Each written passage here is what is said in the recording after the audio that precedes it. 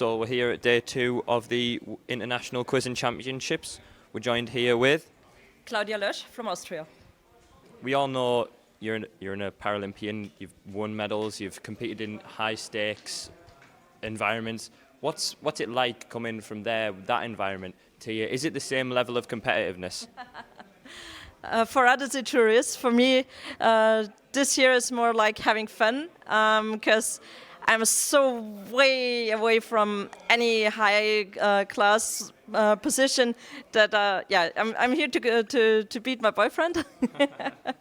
But yeah, no, Paralympic skiing was definitely different for me.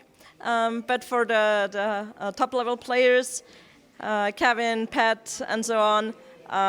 For them, it sure is like professional skiing or professional sports in general, because they actually really prepare for it. They train all year, and for them, that's the highest they can reach. So for the top level players, it's certainly a little different than for me. So how did you get into quizzing? So you've obviously competed in the Paralympics, and you've been at this stage. How have you came about this? How have you came about this community? Well, when I was still an active athlete, I needed something for my brain too. So I was, for years, I was reduced to just taking care of my body and shaping up and doing everything to be fit. And at some point, I discovered that I also needed something to provoke my mind and get involved into other things. And then a friend took me along to pub quizzing. That's how I got in touch with the quizzing scene in Innsbruck, which is, for Austrian standards, very competitive and also very active. And a couple of years later, together with a couple of friends, we founded the Austrian Quizzing Federation, which I'm still a board member of. And yeah, that's how I got into the whole thing. Yeah. So obviously you haven't set yourself some massive expectations for the weekend, but you were saying how the other quizzes, like Kevin and like some of the members on the USA team, how serious it is for them. What is it like watching them train, and what's it like watching them quiz and just seeing the level that they're at? Sometimes it feels like as if they were doing a totally different sport.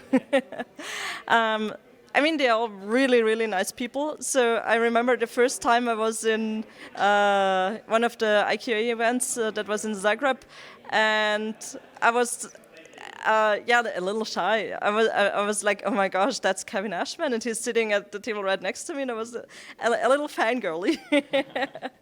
And then in the end, it turned out he walked up to me and said, "Hey, you aren't a skier, are you?" So we were very fond of each other pretty soon, because we had great admiration towards each other's skills. And that's what I especially like about this community here, because even those who don't know that much are well appreciated to be here. And yeah, it's a lot of fun being with everyone, sitting around in the evening after hundreds of questions we played during the day. We'll still sit at the bar and play some buzzer quiz or whatever we're fond of. So my expectations are definitely not that high. We'll see. I mean, as I said, there are a couple of people I know which are around my range, who I will try to beat, but that's everything I'll manage. So you said you wanted to beat your boyfriend. How highly would that rank in your level of achievements? Depends on the quiz set, actually.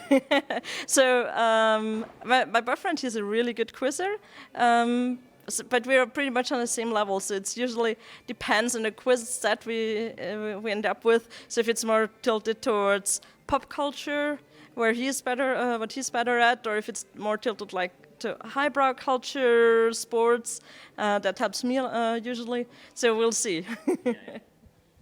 Thanks very much. Thanks for joining us.